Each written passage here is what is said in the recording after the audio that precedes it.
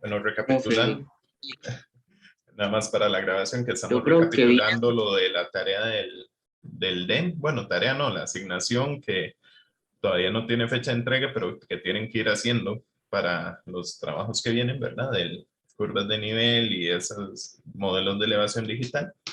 Entonces, si alguien tiene consultas, Rodrigo iba a decir algo, perdón. profe, que yo creo que bien, pero a la hora de generar como el diseño de impresión del mapa, digamos, al ser tantas curvas y todo, se ve demasiado extraño. Ok. Ahí Como habría que muy, ver, digamos, la escala, digamos, de salida que le vamos a querer dar al mapa o algo por el estilo. Digamos, el diseño de impresión, por ejemplo, es un área muy grande. En escala, creo que unos 50,000 sería más grande que, haría como 2 o 3 hojas, unos 50,000, creo. O no, tal vez un poquito más grande que una hoja, unos 50,000.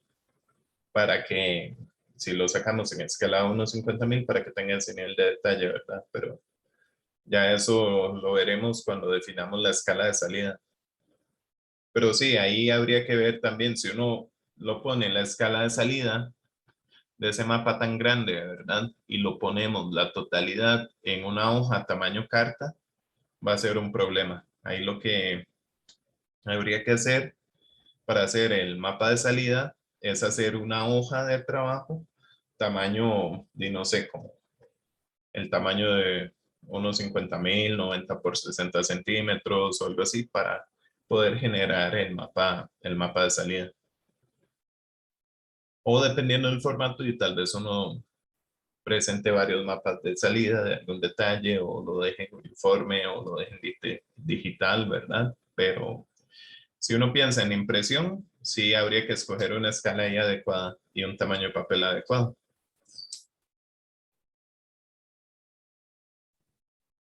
Ah, ok, está bien. Entonces, digamos, para el caso del trabajo que tenemos que entregar el otro viernes, que nos piden el mapa de pendientes, lo podríamos poner así, nada más, sin las curvas. Un mapa de pendientes, digamos, uno lo podría poner. Sí, el mapa de pendientes puede ir sin las curvas, pero hay unos elementos que ahora les voy a hacer algunos comentarios de la tarea, digamos, de Buenos Aires, que tal vez pueden utilizar retroalimentación de esos elementos que vamos a comentar para los mapas, digamos, de que tengan las coordenadas, el norte, la escala gráfica, ese tipo de cosas, ¿verdad?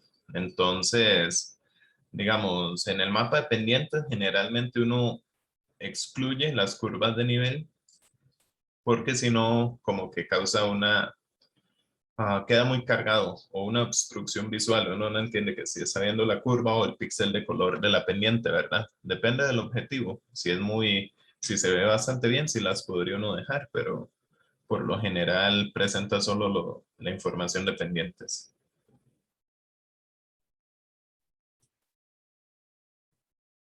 Ah, ok, profe. Sí, bueno, no sé, yo lo tengo ahí hecho, no sé si se lo puedo enseñar a ver qué opina.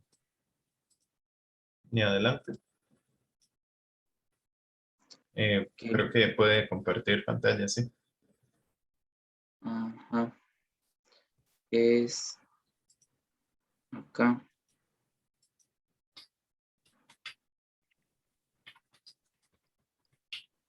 Ok, ve. Bueno, ¿ese mapa de sombras o mapa de pendientes? Dependientes. ¿Y por qué dice de sombras? Rodri, ese no es. Ese dice sombras. Sí. Ah, están viendo, es que están viendo El otro. el navegador. Ajá. Sí, yo estaba en QGIS, Ah, ok. digamos. Ujú. Uy,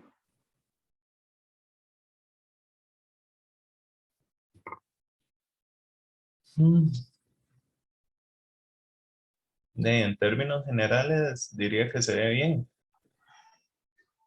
y es Y digamos, lo que le mencionaba era esto, por ejemplo, ve que sí se ve, digamos, a la hora de hacer el diseño, se ve todo esto, que se ve, está morado, que son las zonas más elevadas, en negro. Como en negro o en morado. Y Es que, digamos, se ven, mm, vamos a ver si lo cargo.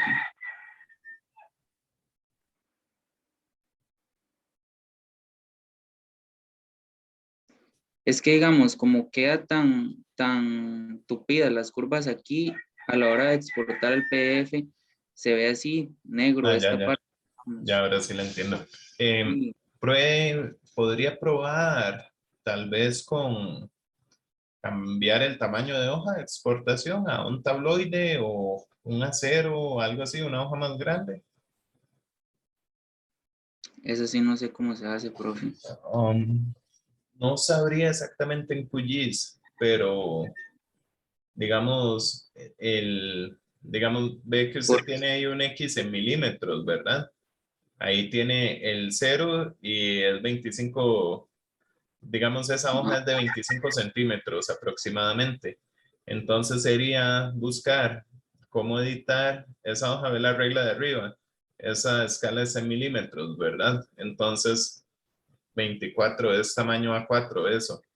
Entonces lo que podría hacer o lo que les recomendaría es buscar, lo googlea y fijo aparece, cómo editar la figura o el mapa del área de estudio, digamos, de QGIS, el mapa de salida.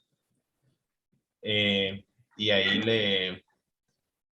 le podría ampliar el tamaño de la hoja y pierde ya ese problema, digamos. Es como, porque usted está haciendo mapas de salida tamaño A4, entonces pruebe tamaño tabloide o un tamaño un poco más grande. está bien, entonces voy a buscar eso, porque, digamos, vea, voy a exportar un momentito para que lo vean.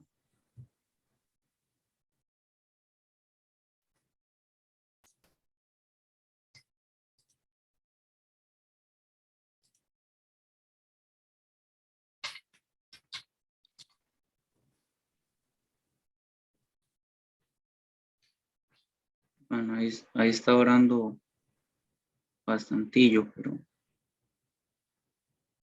pero digamos, Sí quedan los vectores de las pendientes muy gruesos, me imagino. Y otra opción sí, que, de las curvas de nivel, perdón. Otra opción que se me ocurre es que lo exporte en PDF y lo agarra en algún programa de dibujo vectorial y le pone así como ancho de la línea 0,0001. A ver qué pasa, si lo mejora. Eso podría podría ser ser otra que opción. yo acá le puse 0.03 de grueso, pero no, el mínimo que lo tira es como 0.08 o 0.1. No Ujú. me deja ponerle menos. Sí, creo que lo puede solucionar con aumentar el tamaño de hoja. Eso creo que podría ser una buena solución. Creo que ya se guardó. Vamos a ver. Ajá. Porque digamos, así a simple vista sí se ve feo. Ya si uno le hace el zoom, sí se ve a detalle todo, pero ve, se ve Así, demasiado feo. muy feo. Ajá. Sí, Y pruebe eso que le digo, a ver si le funciona bien. Entonces, como es un área tan grande, hágalo de tamaño, no sé, 90 por 60 centímetros. Se puede personalizar el tamaño de salida del mapa y lo puede hacer mucho más grande. Es en las zonas de pendiente fuerte, ¿sí? Que se le va a ver muy sí, feo y o, o mucho, con mucho curva de nivel obstruyendo. sí. Y profe, esas etiquetas te las dejo, o mejor se las quito. Puede, le contesto, cuando pruebe más bien con el mapa más grande, puede valorarlo. Si, digamos, no se leen o no se ve bastante bien, y yo las quitaría, ¿verdad? No, no tendría sentido. pero pruebe, digamos, exportando. Vale la pena a veces etiquetar, pero y depende de cómo se vea. Entonces, Ah, está. pruebe eso y valore si le deja o no las etiquetas. Ah, bueno, está bien, profe. Está Y bien. el profe Pablo me dijo que lo dejara así con caminos, este, pero también yo siento que se ve muy fuerte, habría que hacerlo en grande. Lo que puede jugar es con transparencia en caminos. Entonces le puede quitar como que resalte menos, porque si toda la GAM va a ser, los caminos tapan todo. Entonces le puede poner un 50% de transparencia y tal vez ya no se ve tan fuerte. Está bien, entonces voy a intentar eso, a ver. Y Suerte. profe, No lo sé, digamos, en ArcGIS sí le digo dónde es exactamente, en QGIS sé que se puede hacer, pero no me lo sé de memoria, entonces no, no sabría decirle ahorita, pero sí sé que se puede. sí, lo de hacerlo más grande o lo de transparencia. Lo de transparencia lo hacen la simbología en QGIS, Ajá. ahí tiene la opción. Y lo de hacerlo más grande, digamos, podría explorarlo, pero y Explorer no ustedes ahí, fijo, le sale fácil. Ujú. Sí, ese es en propiedades. Y profe, yo no sé si usted sabe, bueno, usted sabe que aquí cuando uno guarda las cosas se crean como 4 o 5 archivos que tienen que andar juntos para poder abrir el archivo después en QGIS. Ujú. Yo los empecé a guardar en el escritorio y se me llenó y ahora se ve todo feo. Y Ajá. los metí en una carpeta y todos juntos, pero entonces a la hora de abrir el proyecto no me carga las capas, me dice que hay un error porque todas tienen como destino el escritorio. No hay ninguna Tiene. forma, ¿verdad? Creo que sí hay una forma, eh, no sé, como con clic derecho o algo así, creo que podría ser que busque el nuevo destino de una y se los debería reconocer a todas. Si no, lo puede cargar de nuevo y tal vez dure menos que resolviendo eso que quiere hacer y las carga de nuevo, porque lo que pierde es un poco la simbología nada más. Eh, Le recomiendo ahí, ya que que toca el tema, una recomendación general. Si quiere, les comparto la pizarra un segundo. Yo por lo general, que es algo que creo que les podría ser útil, yo cuando trabajo un proyecto, ¿verdad? Entonces genero dos carpetas, una que se llama Shape y una que se llama Raster.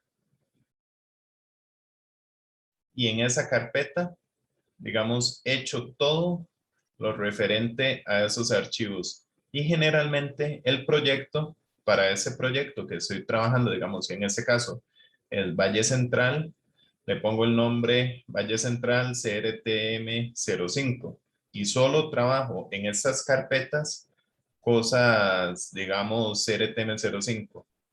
El mismo sistema de de coordenadas. Si tengo algo en Number Norte, lo hago aparte, porque puede causar, digamos, confusión a la hora de trabajar con los datos. Después, la ventaja que tiene, más que todo en ArcGIS, porque creo que en QGIS no da ese problema, trabajar todos los shapes, por así decirlo, en la misma carpeta, es que a la hora de editar shape, yo edito como los shapes de esa carpeta.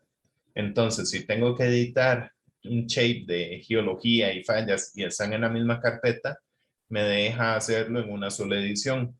Si tengo que, digamos, si ellos están en una carpeta que se llama fallas, una carpeta que se llama geología, una carpeta que se llama, no sé, buzamientos, entonces tengo que editar las cuestiones aparte. Entonces, cuando digitalizo un mapa geológico o hago un mapa geológico, geomorfológico, ¿verdad? Y tengo una unidad, digamos que tengo una falla acá, estoy viendo ese detalle y la unidad 1 y la unidad 2, entonces puedo digitalizar todo a la misma vez.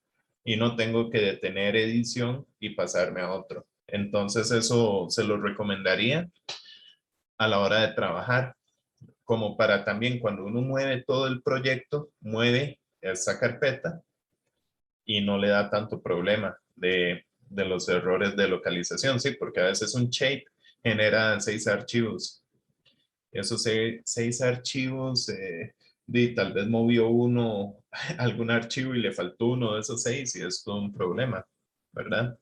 Entonces, esa es la recomendación que les daría. Yo generalmente lo hago así, hago una carpeta del proyecto y ahí hago 2 carpetas principales, una para todos los raster, que sería mapas georreferenciados, y otra para todos los shape, ahí curvas de nivel, todo eso lo edito ahí lo meto en una sola carpeta, se hace enorme y un montón de archivos porque cada uno lo multiplica como por 6, pero me ha funcionado bien. Sí, profe, suena mejor que tenerlo todo ahí en el escritorio.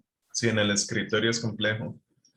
Y si quieren una buena recomendación también yo empecé a hacer como una carpeta, digamos, no sé, en su caso me imagino que les llamaría universidad o biología, ¿verdad? Y hacer un respaldo en un disco duro externo. A veces me gusta también trabajarlo en un disco duro externo, todo por el hecho de que si se me jode la compu, nada más cambio de computadora y sigo trabajando todo con los mismos enlaces y direcciones que tenía.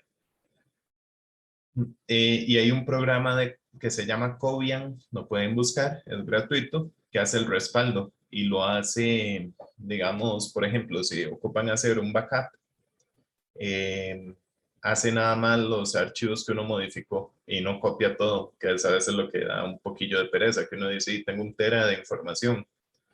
Entonces, ese Cobian, nada más, si yo trabajé en 3 documentos, hace el respaldo muy rápido porque nada más hace esos 3 documentos que modifiqué en el último mes. Pero bueno, eso ya cuando ya la persona que ha perdido mucha información ya sí es muy consciente de los respaldos y el backup. Cuando ya uno le pasa, Sí, yo perdí todo lo de la U hasta inicios de este año porque se me dañó la compu también. no le hubiera servido. Ujú. Sí, No sé, ¿alguna otra consulta referente a eso? ¿A todos les ha ido bien o hay alguien que dice, "Ay, yo no he podido realmente y no lo he hecho"? ¿O todos los que están conectados ahorita en la sesión ya están, pudieron bajar curvas, hacer el DEM? Ya digamos, si les decimos, hagan eso para otra área del país, lo podrían hacer. Yo, con respecto a ese trabajo, lo que no sé qué hacer es, cómo hacerlo es el mapa de pendientes. ¿Qué es eso? Digamos, ya tengo el DEM y tengo el modelo de sombras y Ok, ya no sé qué hacer más. ok. Ahí quedó. El mapa de pendientes, alguien, bueno, Rodrigo pregunta, Daniel, ¿en qué lo está haciendo? ¿En ArcGIS o QGIS o otro? Ambos, a veces me funciona uno, a veces me funciona el otro. En los dos estoy en el mismo lugar. Ok, le enseño rápido, no lo voy a procesar, pero le enseño cómo hacerlo. Eso es fácil. Antes voy a irme a la pizarra para una explicación breve. Ok, ¿Qué, qué es un mapa de pendientes, verdad? ¿Qué entienden ustedes por un mapa de pendientes? Digamos, si yo tengo ese perfil topográfico, ¿qué información me da el mapa de pendientes?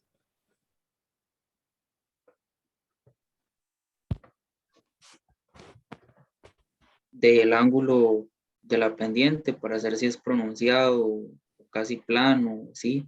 Ok, el ángulo de la pendiente. Entonces, ¿con base en qué calcula ese ángulo? Digamos, por ejemplo, si yo tengo aquí una línea horizontal, ¿verdad? Bueno, supongan que es horizontal, y yo calculo esa pendiente, voy a hacer una línea acá de otro color, digamos, en ese punto. No me salió la línea para donde yo quería. pero bueno, háganse, acá va a tener un grado, ¿verdad? Pero si la calculo tal vez en ese punto, así va a ser diferente, en ese punto va a ser diferente, ¿verdad? Y así, asuman que esos son líneas rectas, me salen un poco torcidas. En cada punto de esa montaña me da ángulos diferentes, por así decirlo. Aquí, particularmente ahí, va a ser casi plana o tangencial, así, casi horizontal, ¿verdad? Y tal vez muy cerquita va a ser la máxima pendiente. Entonces, ese ángulo, por así decirlo, va a variar. ¿Y en función de qué me varía ese ángulo, digamos? O como yo sé que esa montaña, por ejemplo, se los pongo así,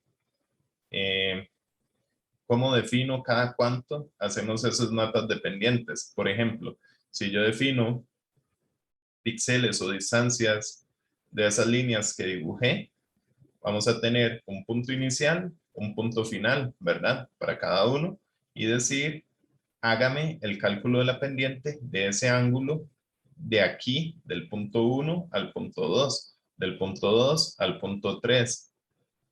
Bueno, asumiendo algo de 2 dimensiones, ¿verdad? Obviamente es un poco más complejo que lo que estoy diciendo porque es tridimensional, ¿verdad? Y aquí asumimos una línea recta, aquí asumimos una línea recta y tenemos eso. Entonces, esas distancias, ¿cada cuánto calculamos la pendiente? ¿Quién y cómo lo definimos? ¿O en base en qué se hace? Para con las curvas de nivel, bueno, con el raster y la información de elevación de las curvas de nivel, ¿Ok? ¿Y cuál es esa distancia para el modelo que tienen?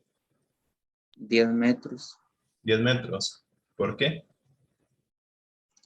porque las curvas van en ese, digamos, ahí dice que las curvas van cada 10 metros. Ok, pero no necesariamente. Por ejemplo, vean lo que podría pasar. Ustedes pueden tener curvas de nivel, ¿verdad? Cada 10 metros.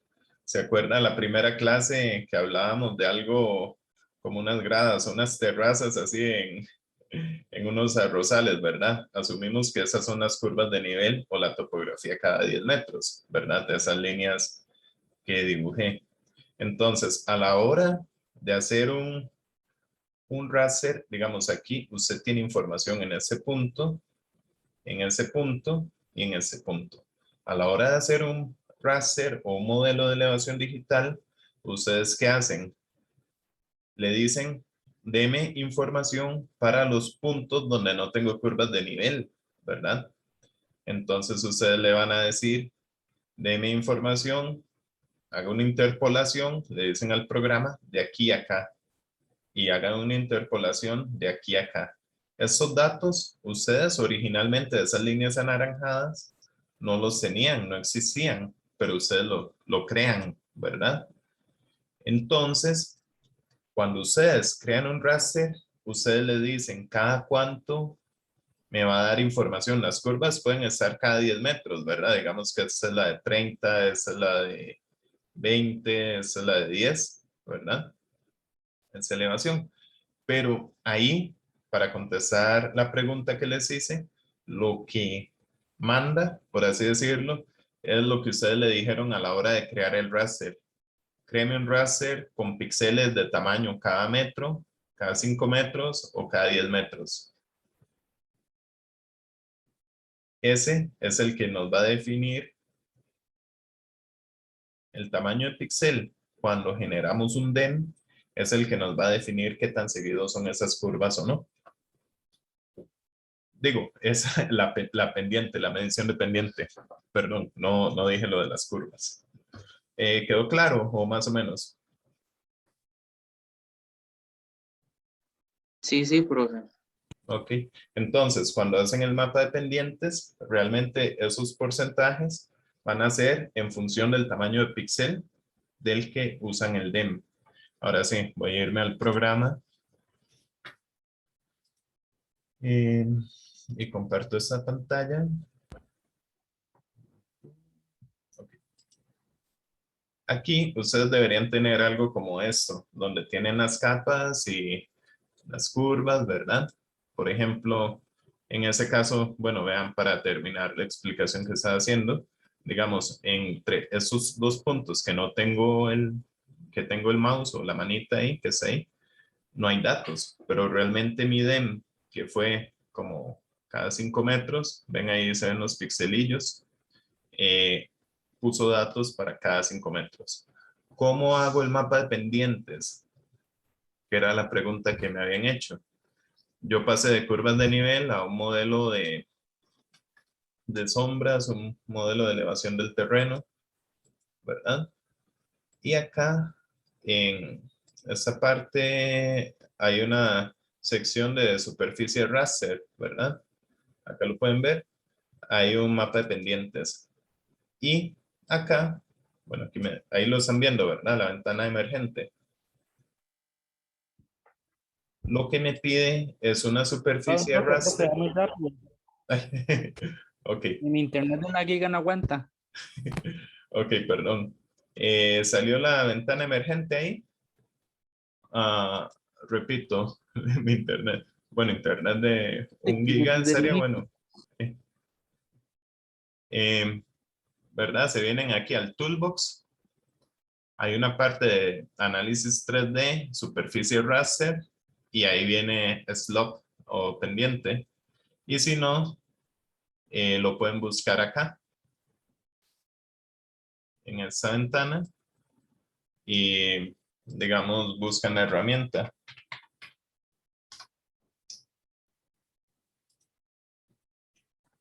Entonces, acá también lo podrían hacer un análisis de pendientes. Voy a entrar por acá y lo que me pide, aquí el programa le dice una descripción de lo que uno va a hacer, ¿verdad? Entonces, me pide un raster inicial, que en este caso va a ser el DEM, el modelo de elevación digital del terreno. Yo podría perfectamente usar el de sombras, solo que me va a producir una tontería, porque el modelo de sombras es iluminación, no es un punto de elevación para cada sitio. Escojo el DEM, ¿verdad? Yo cuando lo hice le puse el tamaño de píxel que había usado, que era 5 metros, y escojo acá el archivo de salida y ahí le va a funcionar pendientes. Le escribe, no lo voy a hacer porque si no va a durar un rato, pero acá hay algo importante que está grados y porcentaje. ¿Qué es la diferencia? ¿O cuál se utiliza más en geología? Y supongo que los grados, diría yo. ¿Y por qué? ¿O qué es un porcentaje pendiente? ¿Lo saben? Y yo diría que los grados porque toda mi vida he trabajado con los grados. Sí, Hay, lo hay más una, común. hay una tabla ahí de susceptibilidad por pendiente del terreno, de clase de pendiente y las condiciones y los parámetros y eso. Eh, ok, pero, em, pero bueno, no me están contestando. Bueno, sí me están. ¿Alguien sabe calcular el porcentaje de pendiente? Más bien, esa pregunta es interesante, más bien. Digamos, si yo tengo acá, voy a dibujarlo voy a dibujarlo con líneas mejor, que me sale más recto. Ahora sí. Si yo tengo eso, ¿cómo calculo yo el porcentaje de esa pendiente? ¿Y qué es el porcentaje pendiente?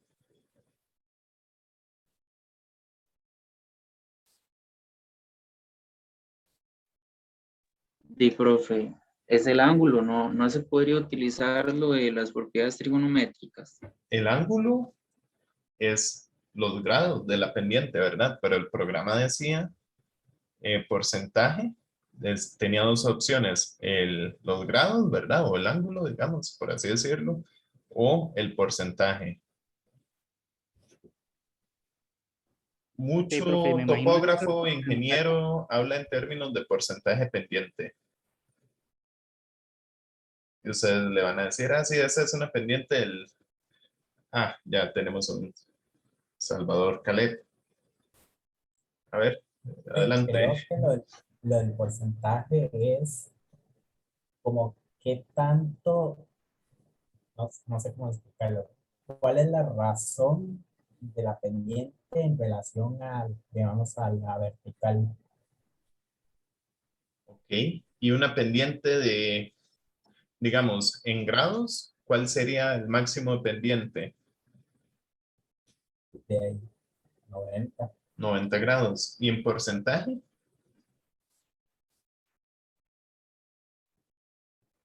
de ahí 100%. Eso pensaría uno, ¿verdad? 100% es la máxima pendiente. Pues resulta que no. Una pendiente del 100%, ¿verdad? El porcentaje de pendiente es la relación entre la altura, ¿verdad? Y la distancia. Entonces, veanlo así. Algo, y para un ejemplo práctico, ay, no me salió, no, me están saliendo un poco torcidos. Digamos que eso es a 45 grados. Eso tiene una pendiente del 100%, 45 grados. Entonces, ¿por qué? Porque es igual la distancia y la altura. Entonces, lo pueden buscar en porcentaje pendiente, las definiciones, ¿verdad? Pero para que lo tengan en cuenta y la referencia, cuando alguien habla de una pendiente del 100%, es que usted avanza igual distancia en horizontal que en la vertical. Entonces, para que lo tengan en cuenta, no, generalmente nosotros nunca los usamos, somos profesionales que usamos más los grados, que nos es más fácil, estamos más familiarizados por la brújula y todo, pero una pendiente del 100% es donde usted avanza igual distancia horizontal y vertical, y eso quiere decir en los programas. Entonces, para el mapa de pendientes se escogen grados en términos simples, pero también quería hacer como la aclaración. Por si algún día se topan con el término, que no les pase como me pasa a mí. ¿Pero qué es ese porcentaje pendiente? que queda uno como pollillo escuchándolo por primera vez. Y ahí lo calculan, donde les dije, si no, al menos en ArcGIS, en QGIS, también hay, no lo sabría hacer de memoria, pero es fácil llegarle. Cálculo pendiente y lo encuentra. Lo importante es el DEM que ustedes tienen como base. Profe, yo también tengo un problema con el DEM. ¿Puedo compartir pantalla? Sí, adelante.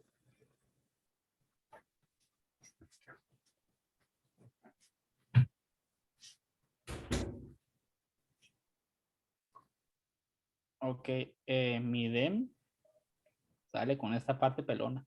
Ajá. No sé por qué. ¿Tiene las curvas de nivel? Aquí están. Ajá, ahí es el problema. ¿Cuál? No sé, ¿de dónde sacó esas? ¿Vio que primero se cargó o se ve diferente? Permiso, voy a anotar. Ah, acá, donde está ese hueco, se ve una diferencia de color. ¿A qué se debe esa diferencia de color? Hay algunas curvas que no tiene ahí datos o hay algo raro en sus curvas.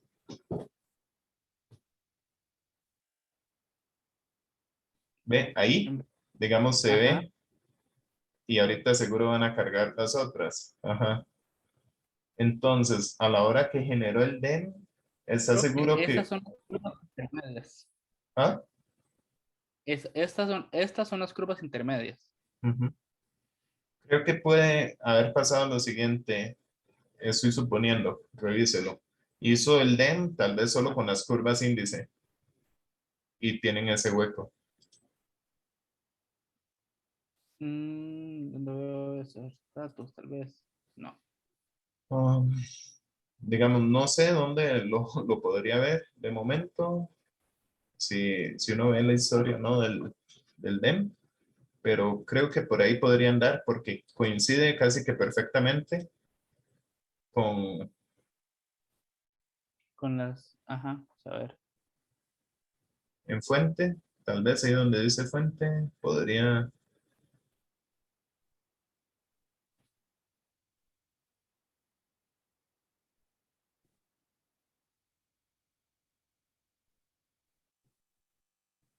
Mm, la verdad, no sé, nunca he sabido dónde ve uno de esos. Yo me imagino que debería ser eso. Ok, entonces voy a ahí, ver. pruebe haciendo el DEM de nuevo y Ujú. no sé por qué esas curvas tienen ese hueco, si no fue algo de memoria en el momento de descarga o algo así que le pudo haber afectado, pero creo que por ahí anda, que tal vez interpoló el Ok, modelo de elevación solo con esas curvas y, y quedó ese hueco. ok, entiendo, pero ok, gracias, voy a ver qué hago. Suerte.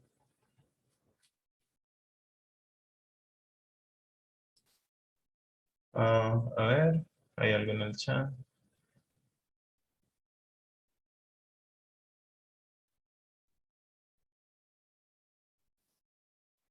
Sí, digamos, a veces esos huecos de información se deben a la toma de datos. Digamos, en el caso de las curvas que yo tengo, no tengo un hueco. Entonces no sé realmente qué pudo haber pasado ahí, ¿verdad? Tal vez en ese caso particular se puede deber a algo, digamos, en la memoria, cuando las estaban bajando o que no descargaron bien por A o por B, ¿verdad? De las curvas. Pero hay unos casos particulares donde sí hay huecos en la toma de información. Eso se hace con fotogrametría y tal vez puede ocurrir cuando el avión va volando y hay nubes. Entonces no puede interpolar una sección y hay huecos en la curva de nivel. Pero en este caso particular, creo que es algo, si bajaron las curvas del SNIT escala 1.25.000, no deberían tener huecos, en buena teoría. Ok, ok. Eh, Profe, Ujú, ya encontré lo de QGIS, de tabloide y eso, ajá. pero a la hora de exportarlo es acá en diseño, ¿a dónde era? Aquí en configurar página, pero a la hora de exportarlo se exporta igual. Mm, De, pro- ujú.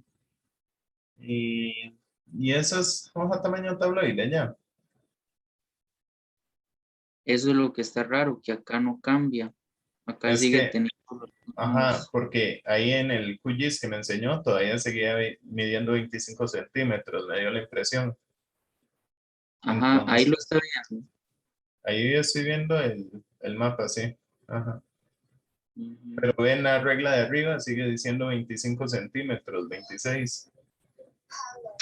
Ah, sí, tendría que estar como ahí, que sería 1 metro, digamos. No, sí, 1 metro. Pero no, me está sonando eso. Sí, revise a ver cómo lo puede cambiar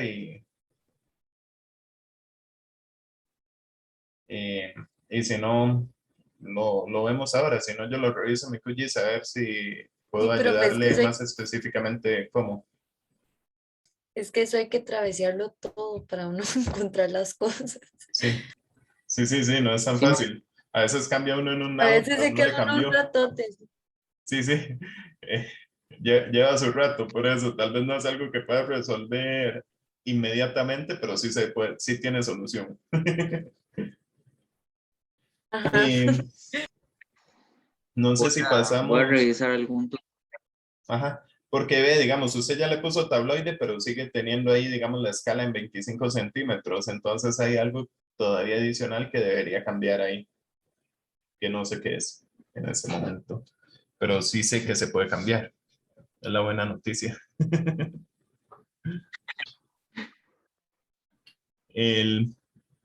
Bueno, iba a ser, le pedí al asistente antes de que entregara las tareas de Buenos Aires.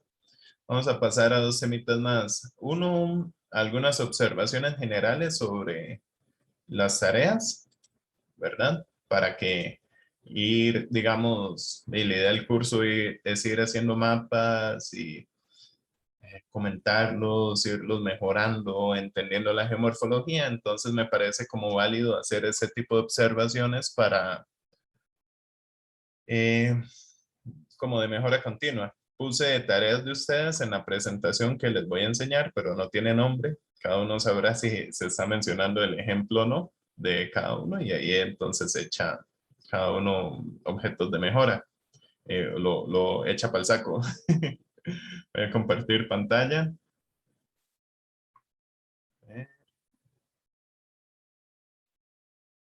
Ajá, sería este. Y pongo acá en modo presentación.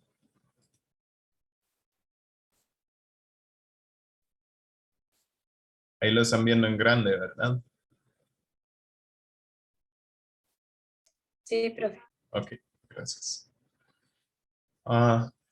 Como verán, en este mapa a mí siempre me gusta, digamos, en estos mapas, en múltiples mapas, hay muchas soluciones, ¿verdad? O difieren entre sus interpretaciones y cuál es la correcta.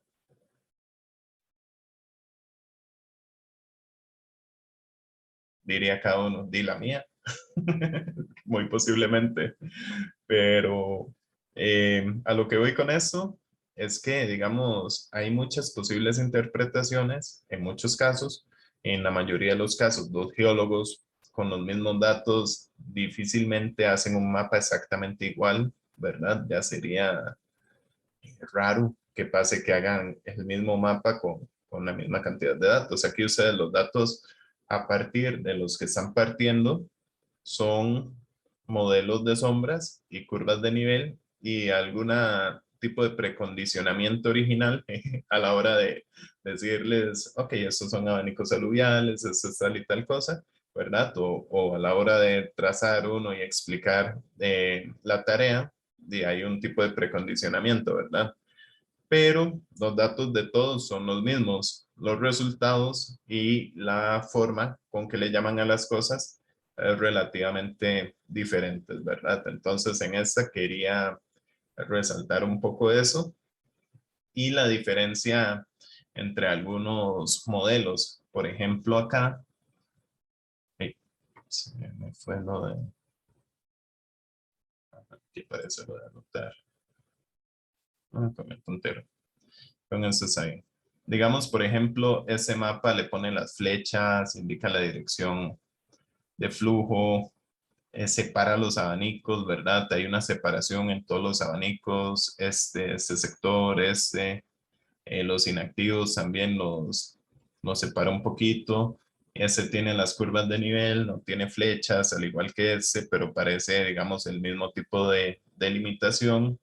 Ese tiene las flechas, pero está un poco más, por así decirlo, pixeleado o no sé, digamos, esos drenajes más bien están raros, ¿verdad? Porque no son como los datos originales, pero bueno, está bien. Y este tiene, digamos, muchos elementos. Colores eh, difieren entre, sí, bastante los mapas. Pero, por ejemplo, diferencias. Este particularmente está un poco pixeleado. No sé a qué se debe, ¿verdad? Se le pidió un PDF, pero parecía que venía de una imagen. Eh, a ver, también digamos, por ejemplo, ven acá. Acá me llama la atención este, que lo marca en este mapa, una falla. Este mapa no lo marca. Y ese mapa, por así decirlo, tiene acá las pendientes y laderas denudacionales y acá eh, hmm, parte de eso denudacional también, pero en este más bien lo interpretan como un abanico inactivo, ¿verdad? ¿Cuál es correcto? ¿Cuál es incorrecto? Es un poco complejo, digamos, saberlo. Posiblemente sí sea un abanico inactivo, pero por información, digamos, que de la zona. Y también la morfología de los ríos acá y ese tipo de geoformas o pendientes nos pueden ayudar a decidir entre uno u otro. Inclusive, digamos, esto acá, ese leve fluvio del Taico y crestas acá, que se marca, sería un poco complejo ahí, pero es interesante, digamos, la interpretación. Y la idea es eso, digamos, en un primer mapa o un primer mapa que ustedes generen, y es un primer acercamiento a la literatura geomorfológica, hacer esto, a perder el miedo a tirar límites, ¿verdad? Ir viendo qué puedo interpretar conforme avancen en el curso, van a ir mejorando el ojo y van a ir viendo y mejorando sus elementos o maneras de ver el terreno, por así decirlo. Digamos, algunas cuestiones básicas acá, de ahí falta el norte en algunos mapas, siempre estamos trabajando con elementos cartográficos, es importante poner el norte y, tengo un mensaje acá, bueno, ahorita lo veo en el chat, ahora lo veo después. Y digamos, en la dirección de abanicos, que no es estrictamente necesario, pero a veces es muy bueno, digamos, para los mapas geomorfológicos, digamos, decir, ok, eso fluyó en esa dirección, como que le da una bonita decoración. Entonces, también acá, voy a quitar.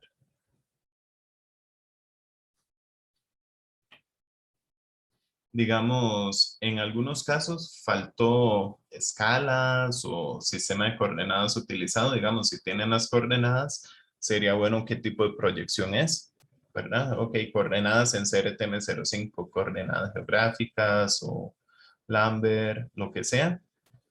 Ese mapa en particular, digamos, se podría mejorar. Bueno, no tiene la escala, indica coordenadas, pero no tiene acá la de indicación. Son cosas por mejorar bastante, digamos, en ese sentido.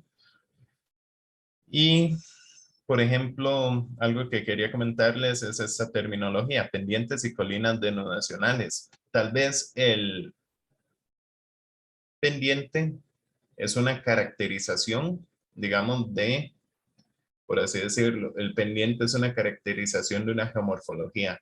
Entonces podría ser una colina denudacional de pendiente media, fuerte, débil o cosas por el estilo, ¿verdad? Acá, digamos, se interpretan como abanicos en ese como flujo de deslizamiento. Ok, es complejo, pero digamos es más factible que sea abanicos. No obstante, en ese punto ustedes no han llevado mucha teoría, es como algo experimental.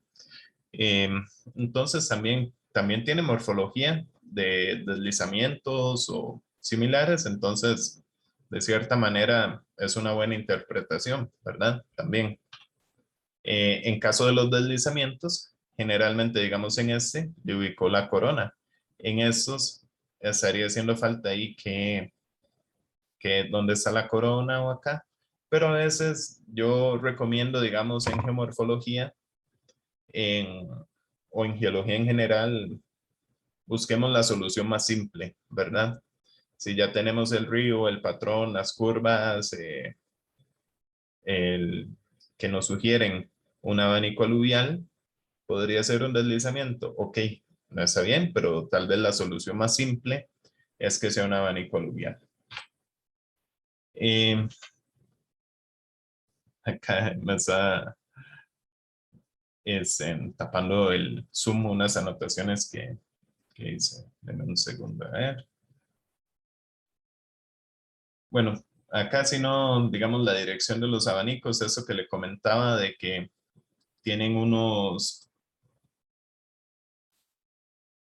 una diferenciación entre las zonas, digamos, más proximales y sales del abanico, me parece interesante, lo vamos a ver en clases o en la teoría, que sí se puede clasificar, inclusive litologías diferenciables hay entre esas zonas. Derrumbes, tal vez es mejor la palabra deslizamientos, ¿verdad? Posibles fallas, ahí trazaron, me parece súper bien. Y en general, bueno, lo de las coordenadas, sí es un punto importante, digamos, nosotros hacemos información geoespacial que tiene una coordenada a cada punto. Si yo presento un mapa sin coordenadas, es complicado, digamos, la interpretación, dónde está ese punto que estoy diciendo, exactamente dónde queda, ¿verdad? Eh, y también terminología. En cuestión de terminología, pueden utilizar, digamos, las tablas que les dimos como guía, pero no necesariamente es, digamos, por así decirlo, una guía obligada, que si el nombre no está ahí, no, no existe o no lo voy a utilizar. Es una guía, una muy buena guía, por así decirlo, pero se puede complementar. Entonces, digamos, por ejemplo, laderas denudacionales de fuerte pendiente, de moderada pendiente. Si ya tenemos alguna información geológica adicional, podríamos decir laderas denudacionales de origen ígneo, de origen sedimentario. Si conocemos el trasfondo geológico, ¿verdad? Podemos jugar con ese tipo de combinaciones para diferenciar un poco más la geomorfología. A veces, digamos, no nos sirve decir que todo el mapa es una única unidad geomorfológica porque estamos viendo diferencias en el terreno, en el modelo de elevación, entonces podemos utilizar ese tipo de acompañamientos en el nombre para hacer una clasificación más detallada, siempre y cuando cumpla con el objetivo del trabajo, ¿verdad? Que cada trabajo va a tener un objetivo diferente. Entonces tenemos, por ejemplo, eso me parece muy bien, abanico aluvial activo, inactivo, la parte proximal o el pie del abanico aluvial, ¿verdad?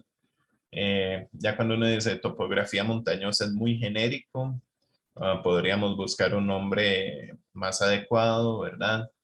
Las pendientes, clasificarlas, a veces es bueno tener esos códigos de colores como o esos códigos de unidades. Y como ven, digamos, cada uno usó colores bastante diferentes, ¿verdad? Es bonito, a mí me gusta. Hay una guía de colores en el,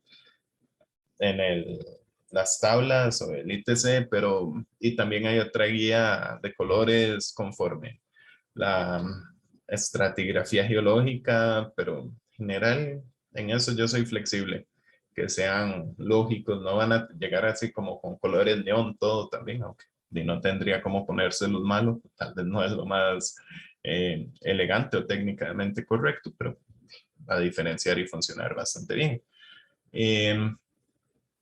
Por ejemplo, la nomenclatura de las cuencas hidrográficas tal vez sería más correcto utilizar ríos, ¿verdad? Curvas de nivel cada 50 metros, eso me parece bien que lo pongan, cada cuánto está, las fallas, escarpes de deslizamientos o corona de deslizamiento podría ser también. Flujo de los ríos, digamos, si por ejemplo es un mapa muy plano, ahí vale la pena, si tenemos curvas de nivel, ya podemos sacar por lógica la dirección de flujo de un río. Entonces, tal vez un río con una flecha se vería un poco cargado, ¿verdad? Ese tipo de cosas. Divisorias de aguas, al menos que sea algo, digamos, fundamental para el trabajo que estamos haciendo, vale la pena montarlo. Si no es tan necesario, y tal vez no, porque si uno dice, ok, la divisoria de aguas está marcándome una geomorfología y otra, tal vez ahí sí vale la pena mencionarlo. Pero generalmente vamos a tener tantas divisorias de aguas que cuáles marcamos y por qué es un poco difícil de contestar.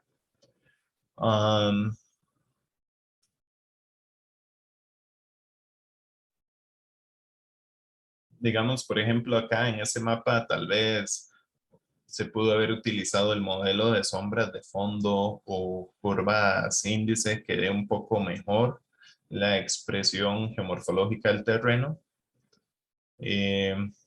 Digamos, estos contactos o cosas, asegúrense que los contactos salgan en la simbología. Y digamos también, si ustedes usan para un contacto el mismo color que curvas de nivel, tal vez sería recomendable utilizar otro grosor o algo, evitar que sean muy parecidas, digamos. Eso lo hizo el asistente de esa presentación y de varias cosas que hemos hablado en cuanto a las revisiones, pero quería comentárselos de manera así como muy rápida y general, pero para que tengan idea, digamos, de la variabilidad y cosas que se pueden mejorar para cada uno de los mapas. No sé si tienen alguna consulta. Voy a ver qué. Ujú. El mensaje es que se tenía que desconectar alguien. Ok. Eh, ¿Todo bien con eso? ¿O alguna duda o comentario?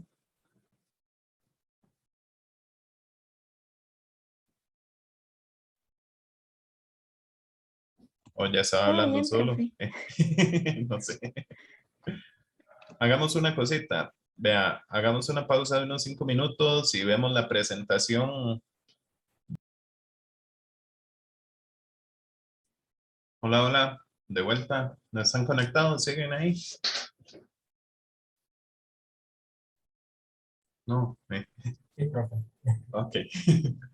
Eh, bueno, voy a ponerles la presentación que les tenía y si no, ahí queda grabada para los otros compañeros.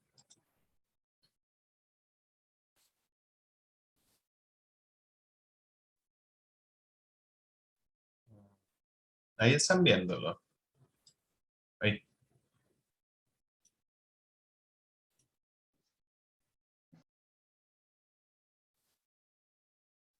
Ahí están viendo la presentación. Profe, se ve una un poco más grande y la diapositiva siguiente. Ahí ya. Ahora sí se ve. Ahora sí, ya la ven bien. Sí. Ok, gracias.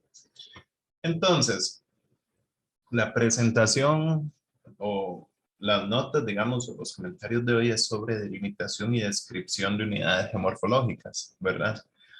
Como una primera aproximación a delimitar unidades. Ustedes ya lo hicieron en las tareas, lo están trabajando, pero tal vez estamos usando una metodología en la que los echamos al agua y después les vamos explicando. ¿Por qué? Porque me parece más interesante, al menos de mi parte me gusta más así, que uno empiece a ver cómo hago esto antes de que le den uno una guía para exponerse, que salgan dudas, o cometer errores. Generalmente me pasa a mí.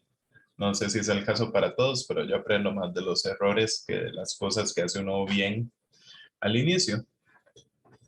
Entonces, algo muy importante que tenemos que tener en cuenta a la hora de hacer un mapa o un modelo geomorfológico es la escala de trabajo y el objetivo, ¿verdad? Entonces, ¿por qué es importante? Digamos, si yo estoy viendo en esta imagen de la izquierda, tenemos el volcán Irazú, eso es Llano Grande de ese sector. Y si yo voy a hacer un mapa geomorfológico o delimitar geomorfologías de esa imagen, y tal vez yo digo, ok, esto es volcánico, lo delimito por acá, aquí hay otra estructura volcánica que corresponde al volcán Turrialba, y acá hay una zona montañosa aquí en esta parte baja que corresponde a tal y tal sector, pero no voy a tener suficiente detalle como para marcar cráter volcánico, el cráter inactivo, lo que era la antigua estructura de un cráter antiguo acá, o Playa Hermosa, o esos deslizamientos acá. Simplemente por cuestiones de escala, no lo voy a ver en uno u otro, ¿verdad?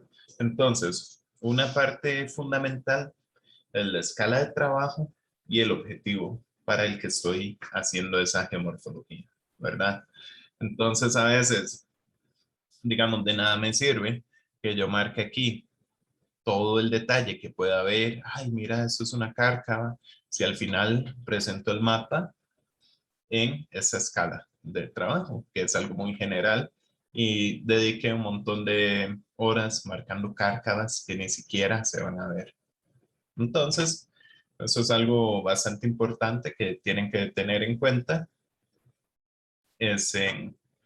También a veces podemos utilizar diferentes modelos o diferentes capas de información, por decirlo así, para delimitar geomorfologías. Ven, por ejemplo, acá, ¿qué creen que sea esto? ¿Alguien sabe dónde es? Mauna Kea. Eso es en Hawái. Ujú. Exacto. El Mauna Kea es en Hawái. Entonces, si ven, es un volcán bastante grande, ¿verdad? Toda la estructura viene por acá y tiene varios conitos asociados acá, que tal vez los vamos a poder ver en la imagen satelital, pero que son más claros en el modelo de sombras, ¿verdad? Digamos, si uno ve, se para en ese conito y dice, ah, claro, aquí se ve el conito, aquí se ve la parte del cráter que tiene, o acá ese también. En cambio, en ese tal vez no es tan fácil delimitarlo, ¿verdad? Entonces, cuando delimitamos geomorfologías, es bueno cambiar de una imagen a otra. Ven, por ejemplo, acá, ¿qué creen que sea esto? Que estoy señalando con el láser, el puntero láser.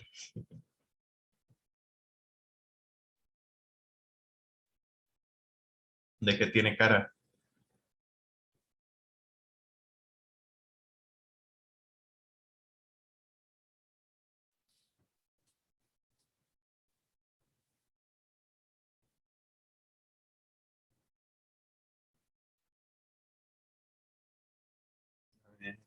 Gabriela, ¿qué se le Pues, ocurre acá? sinceramente no sé. Un batazo, un ambiente volcánico, ¿qué podría ser eso? No sé si no se me ocurre, profe. ¿Ale? No sé, pateando, me parece que es como una colada de lava. No sé. La idea de una colada de lava. Pues le cuento que batea más o menos bien. Podría ser o es una posible colada de lava, ¿verdad? Entonces, esa colada de lava o esa estructura que viene como por acá, ¿verdad? Posiblemente fluyó en algún punto en esa dirección, ¿verdad? Eh, digamos que asumimos que es una cola de lava. ¿En cuál imagen es más fácil verla? ¿En el de sombras o en el satelital? En el de sombras, ¿Verdad? porque en el satelital hay vegetación. Y ahora sí, si yo les digo que esto es una cola de lava que estoy señalando acá, muy reciente, tal vez de poco espesor, casi no se nota en el de sombras, ¿verdad? Entonces, acá hay un contraste en el color muy fuerte, en el que nos es muy útil utilizar la imagen satelital, pero acá hay un contraste en el relieve donde nos es más útil el modelo de sombras. Entonces, siempre que estamos trabajando en geomorfología, y ahora con los sistemas de información geográfica es muy fácil, podemos activar y desactivar capas. Algunas geoformas se van a ver más fácil en imagen satelital, digamos deslizamientos activos, cosas así, coladas de lava recientes, y otras en modelos de sombras. Entonces, ven que interesante. Digamos, por ejemplo, también muchos de esos diferencias acá en el relieve tal vez no son tan claras en la imagen del satelital acá. Y los conitos y un montón de cosas tal vez se nota mejor en uno u otro. Por ejemplo, vean acá. Acá, digamos, las curvas de nivel nos pueden dar el detalle de ese cerrito acá o esa estructura volcánica, pero tal vez no son suficientemente detalladas para poder delimitar esa colada de lava que está en ese sector aquí a la par. Entonces, eso es importante que lo tengamos en cuenta. En algunos casos, la imagen satelital funciona mejor, en otros casos, las curvas de nivel, ¿verdad? Ya fui como muy necio en eso, pero me gusta como ver los ejemplos y contrastar. Acá también tenemos lo que son modelos de sombras, que ya están familiarizados con los abanicos aluviales, ¿verdad?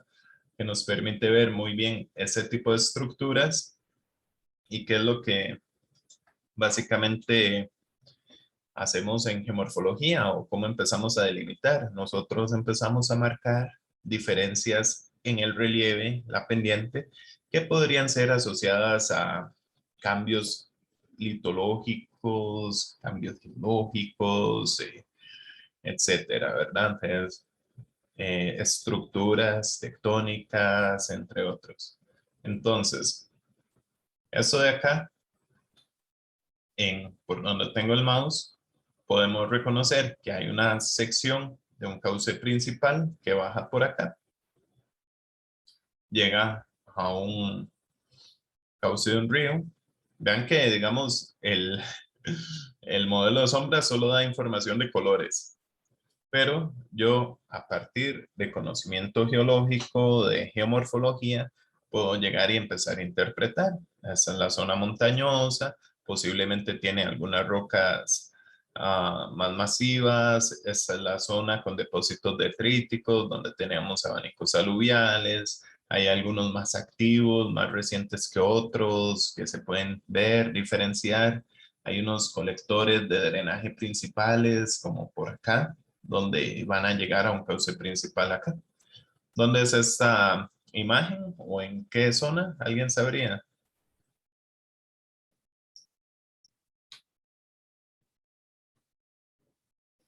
Daniel, son muy poquitos. Está fácil preguntar, personalizado. No sé si está conectado, ¿no? Bueno, ustedes hicieron un trabajo ahí en la zona de Buenos Aires, ¿no? Entonces, eso por un lado. De este modelo de sombras, si yo les digo, pongan el buzamiento hacia donde está usando las rocas ahí para, para vacilar, para pensaría, o cuál sería la dirección estratigráfica. Empecemos por ahí, de ese modelo de sombras. ¿Se podría reconocer o no? ¿Qué piensan?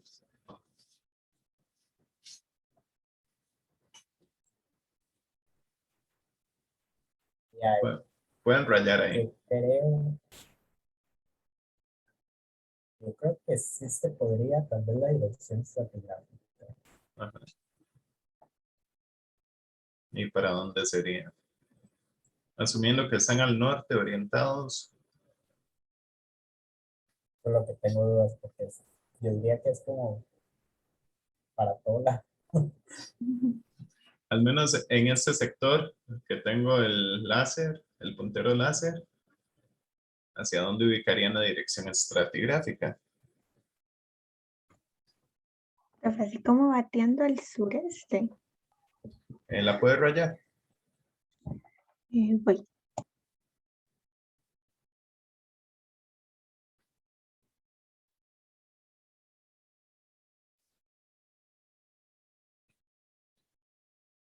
Ujú. ¿Todos están de acuerdo con Gabriela?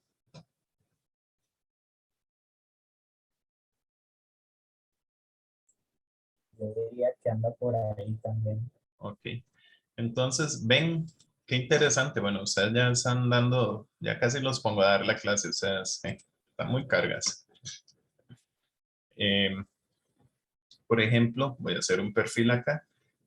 A mí, esos modelos de sombras me da la idea de una estructura montañosa así. Ese sería como un perfil viendo en esa dirección, ¿verdad? Entonces, ¿dónde está la parte alta acá? O esto que estoy rayando acá podría corresponder a la dirección estratigráfica. Obviamente, es una hipótesis hasta que vaya al campo y lo compruebe. Y si tuviera que poner un buzamiento, digamos, lo pondría como acá, en esa dirección. Me sale un poco torcido, no sé por qué, pero algo así sería. Y si tuviera que darle grados, pensaría en el orden de 45 grados, pero bueno, ya eso es mucho detalle, ¿verdad? Para él. En el de batazo podría calcular un mapa de pendientes, sacar la pendiente promedio en esa dirección y pensar que esa ladera correspondería con el ángulo de buzamiento. Pero entonces, ven, como un modelo de sombras nos puede ya ir indicando hasta, si estamos hablando de una dirección estratigráfica, un buzamiento, es muy factible que entonces interpretemos eso como rocas sedimentarias. Entonces, si yo voy a hacer un mapa geomorfológico de ese sector, eso que voy marcando en amarillo o delimitando acá de manera como muy gruesa, ¿verdad? Podría ser la parte del cauce aluvial del río. Todo eso que me genera una división. Acá podría hablar de, digamos, laderas denudacionales, o hay una estructura que se llama cuesta también cuando es como roca sedimentaria inclinada, que se podría delimitar por acá. Podría ir poniendo información referente a dirección estratigráfica, algunos buzamientos aparentes, que hay una simbología para eso, ir delimitando y separando unidades. Estas, por ejemplo, acá donde no es tan obvio, tal vez, lo podría diferenciar de estas, donde tal vez la estructura de una roca sedimentaria es más obvia, ¿verdad? Entonces, básicamente así es como empieza uno a delimitar de unidades geomorfológicas. Ok, eso me parece tal, aquí podría tener un contorno. Denme un segundo nada más para entender esto.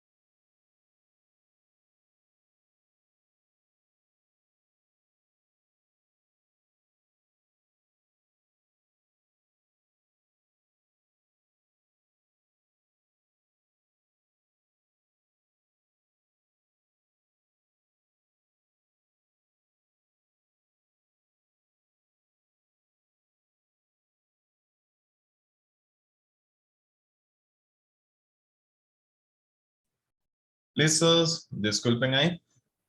Tenía que atender esa llamada. Entonces, ok, básicamente así es como empieza uno a delimitar o a generar hipótesis para diferenciar diferentes unidades geomorfológicas y clasificar un relieve. ¿Con qué también puedo utilizar, qué puedo usar como información complementaria? Mapas geológicos, artículos científicos de geología, cuestiones por el estilo.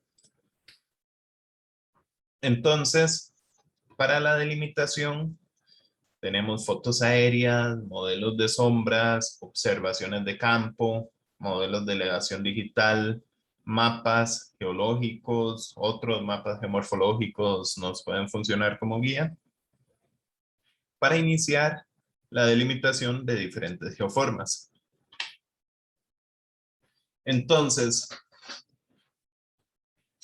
después de delimitarlo, ok, yo lo ocupo clasificar. Entonces, tenemos una serie de clasificaciones que ahí les repito, pueden revisar la tabla como guía. Dependiendo del tipo de trabajo, si es muy específico en unas estructuras volcánicas, kárstico o algo así, a veces la tabla se podría quedar corta y podríamos requerir más información o más detalle, o a veces es suficientemente detallada y estamos haciendo algo bastante general, ¿verdad? Pero tenemos unidades de origen denudacional, estructural, volcánico, fluvial, marino, kárstico, glaciar, eólico, ¿verdad? Que, bueno, cada una tiene sus subclasificaciones y con eso vamos a dar nombre a esa geoforma que estoy delimitando en un terreno. Una vez que le damos nombre o la delimitamos, eso es a nivel de mapa, lo que hacemos, pero nosotros también vamos a hacer una descripción de esa forma, entonces, o esa geoforma, esa geomorfología que estamos marcando. Generalmente, para la descripción, utilizamos lo que es la ubicación, ok, está en el norte del área de estudio, en el sur, en la zona de la Alajuela, la parte central.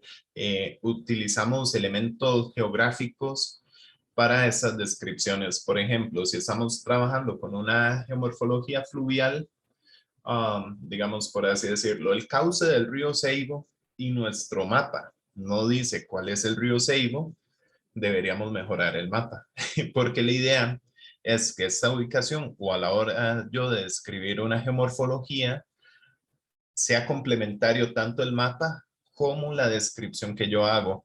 Entonces, en la parte central de Ciudad Colón, Aflora o esta la unidad tal, del mapa debería, como recomendación, decir dónde es Ciudad Colón, porque son elementos que yo estoy utilizando en la descripción. Morfometría. Ok, eso lo voy a usar para describir la geoforma, ¿verdad? Cómo son las pendientes, la curvatura, ¿verdad? Ya vamos a ver algo un poquito más detallado de eso. Y o ponerle valores numéricos. Se encuentra, esa geomorfología se encuentra a 1500, es una meseta a 1500 metros de elevación, cuestiones así. Me ayudan a describir esa geoforma, ¿verdad?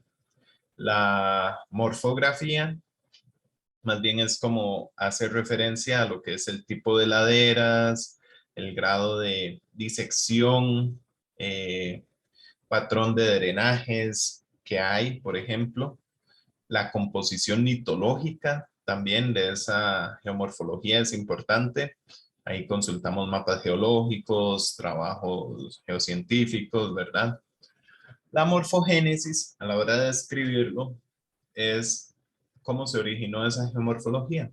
Entonces podría ser desde, ok, se originó por un depósito de deslizamiento, se originó por depositación fluvial del río tal, desde el año tal, o durante el Pleistoceno, o digamos, por ejemplo, el Chirripó, esta geomorfología, el valle glaciar se originó durante la última glaciación de tal y tal periodo eh, por la erosión de grandes masas de hielo. Cuestiones así es lo que describiríamos en morfogénesis y la morfocronología hace referencia a la edad relativa. Bueno, puede ser absoluta o relativa, dependiendo si tenemos datación o no, pero la morfocronología es la edad de esa geoforma. Entonces, ok, esa geomorfología es un volcán antiguo del periodo tal, o esto es un proceso erosivo activo durante el cuaternario, que tal y tal cosa. O algo relativo, este abanico aluvial es más joven que ese otro. Patrones de drenaje, ¿verdad? En el libro tienen varias clasificaciones de patrones de drenaje, lo vamos a ir viendo, les podemos ir adelantando, digamos, algunos como para ir clasificando, dendrítico, rectangular, radial, muy común en cuestiones volcánicas. Ese rectangular es común en rocas sedimentarias, en algunos casos, estructuras muy tectonizadas o, por ejemplo, las geomorfologías que estábamos viendo también, podríamos tener patrón de drenaje enrejado, donde tenemos rocas sedimentarias inclinadas buzando, o también a veces más rectangular, ¿verdad? Acá tenemos más ejemplos de patrones de drenaje. Paralelo, rectangular, radial, trenzado, anular, ¿verdad? Etcétera. Cada uno asociado a una geomorfología específica. Por ejemplo, ven acá qué interesante, en ese patrón de drenaje, en esa imagen tenemos las rocas inclinadas buzando, ¿verdad? Tenemos una zona más plana, donde tenemos una terraza aluvial, y vamos a tener un patrón de drenaje diferente, donde llega a esta zona plana, y va a ser, digamos, paralelo en esta dirección, ¿verdad? Pero aquí tenemos drenajes más cortos en esta dirección, ¿verdad? Y un cambio cuando ya llega al colector principal. Entonces, la geomorfología o la estructura geológica nos influencia directamente el patrón de drenaje. Digamos, acá tenemos un anticlinal o una antiforma más bien. Tenemos límites de formaciones geológicas que nos van a condicionar, por así decirlo, el drenaje, cada una de esas formaciones. Y después, cuando sale de la estructura geológica principal, vamos a tener un patrón de drenaje diferente. Entonces, como ya ustedes son expertos en patrones de drenaje, les tenía una consulta. ¿Qué hay aquí? ¿O a qué creen que podrían asociar ese patrón de drenaje?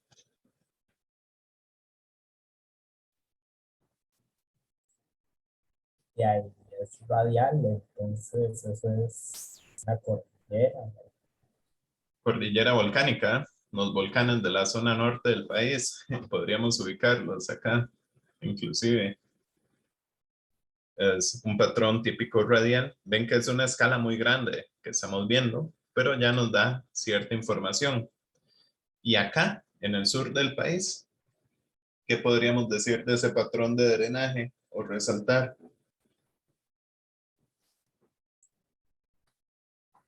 Y hay una parte importante del drenaje que fue modificado para por acción humana. Entonces, ¿Verdad? Y acá podrían reconocer alguna estructura geológica, geomorfológica, que podríamos asociar a ese patrón.